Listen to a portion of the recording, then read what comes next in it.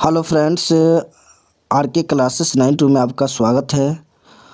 और आपको पता ही होगा कि आज जो है बाल दिवस है। तो सबसे पहले आप लोगों को बाल दिवस का ढेर सारी शुभकामनाएं। तो आज के हम इस वीडियो में देखने वाले हैं क्लास 10वीं का चैप्टर 9, ठीक है, हाइट एंड डिस्टेंस। इस चैप्टर से रिलेटेड बहुत सारे क्वेश्चन जो है आपको एग्ज़ाम में देखने को मिलता है।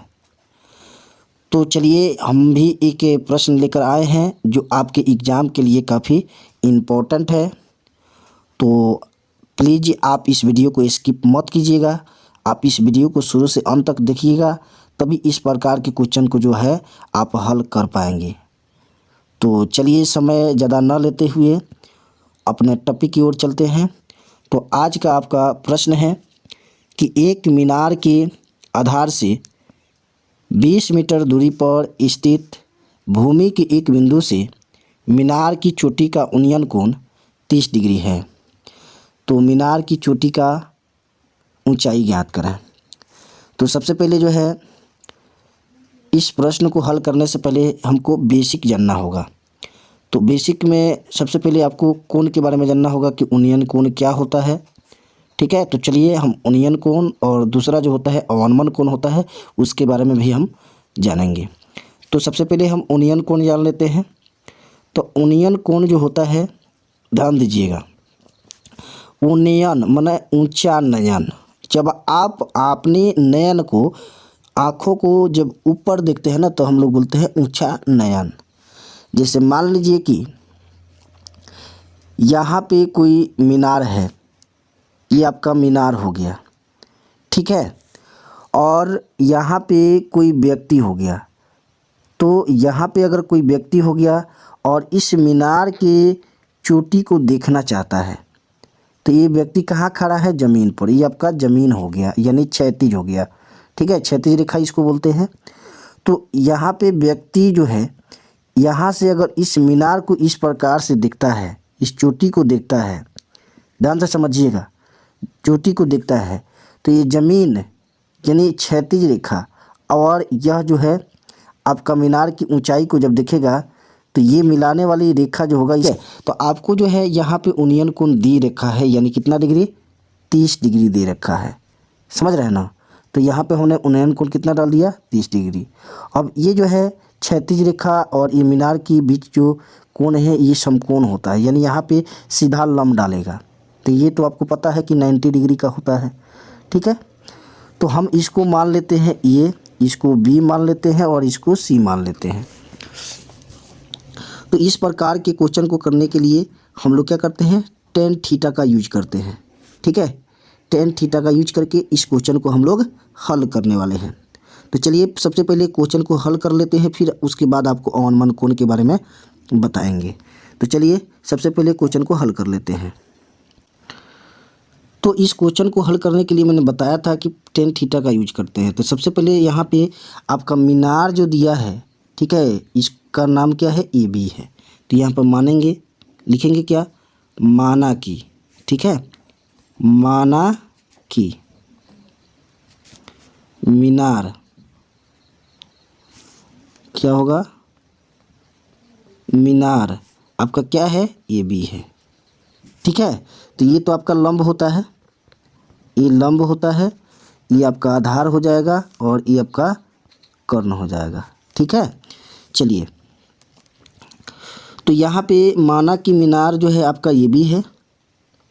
तो हम लोग टेन थीटा का यूज करने से पहले यहाँ पे हम लिखेंगे क्या जी? एक त्रिभुज का ये निर्माण भी कर रहा है। आप ध्यान दीजिए, एक त्रिभुज का निर्माण कर रहा है। तो हम लिख सकते हैं, चूँकि त्रिभुज ए बी सी में, ठीक है, त्रिभुज ए बी सी में, ठीक है। तो हम यहाँ पे मानेंगे टेन थीटा, ठीक है, टेन थीटा मान लेते हैं,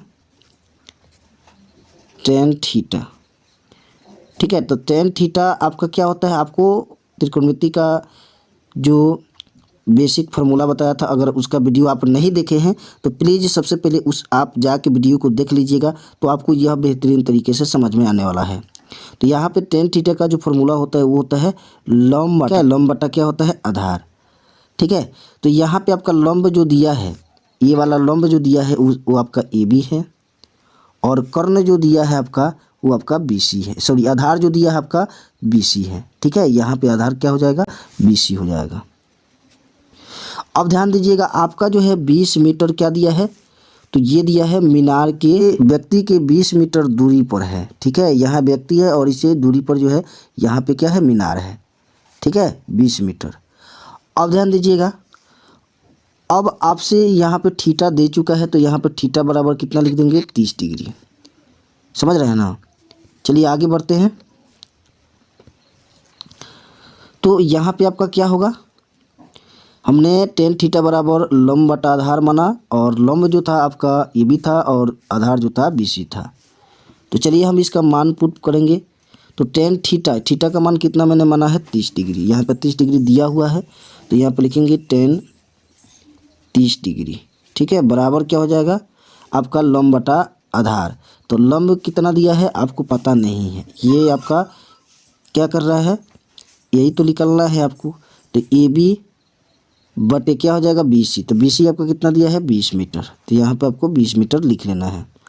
ठीक है, अब हमको पता है कि tan 30 डिग्री का मान जो होता है वह 1 बटा कितना होता है, √3 होता है।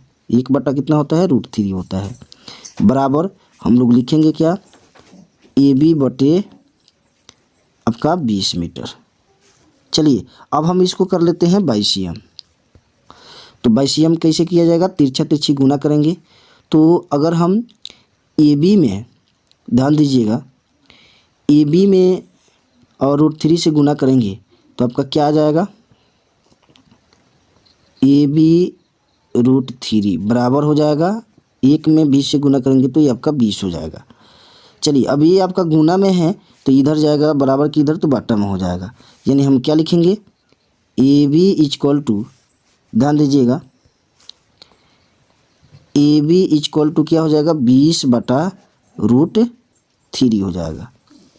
चलिए अब जो है हम इसको हल करेंगे। तो ध्यान दीजिएगा, तो हल करने से पहले आपको 9th में पढ़ाया गया होगा हर प्रमेयकरण। तो आपको हर प्रमेयकरण आना चाहिए।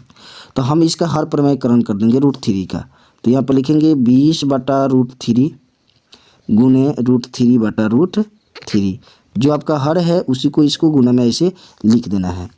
लिखने के बाद ध्यान दीजिएगा, हर प्रमेयकरण कीजिएगा तो ये आपका आ जाएगा 20 गुने √3। अब बटे में √3 का जब आप स्क्वायर कीजिएगा, √3 में √3 से गुना कीजिएगा तो 9 आएगा, √9 आएगा। 9 का वर्गमूल क्या होता है, 3 होता है। यहाँ पर 3 लिख देना है। ठीक है, चलिए आगे बढ़ते हैं। तो यहाँ पे आपका क्या होगा, 20 √3। तो यहाँ पर 20 गुने √3 का मान आपका कितना होता है, तो 1.732 होता है। लगभग मान ये आपका होता है, बटे में 3 कर देना है। गुना भाग करने के बाद 11.55 मीटर। तो ये आपका ए बी का मान निकल के आ गया, यानी मीनार की ऊंचाई हमें पता चल गई कि इसकी ऊंचाई जो है 11.55 यानी 155 मीटर होगा। ठीक है, तो इस प्रकार से जो है हम कितना भी ऊंचा कोई मीनार हो उसका ऊंचाई इस फॉर्मूले के द्वारा हम लोग पता लगा सकते हैं। तो आई होप यू आपको अगर वीडियो पसंद आता है तो वीडियो को लाइक, शेयर और सब्सक्राइब करना ना भूलें।